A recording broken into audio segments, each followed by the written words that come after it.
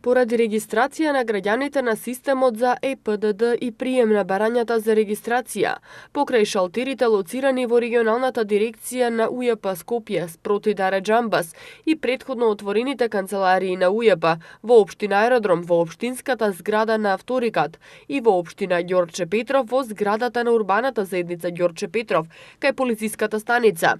УЈП отвори и два нови шалтери, лоцирани во општина Киселавода, барака број 4 и во општина Газибаба, барака за едношалтерски систем, поранешен даночен шалтер на УЈП. Канцелариите на УЈП во општините Киселавода и Газибаба ќе бидат отворени од 26 ноември до 31 декември, со работно време од 8 до 16 часот. За дополнителни информации, граѓаните може да се обратат на инфоцентарот 0833 000. Очекувањата на УЈП се дека до крајот на годинава треба да се регистрираат околу 900.000 даночни обврзници.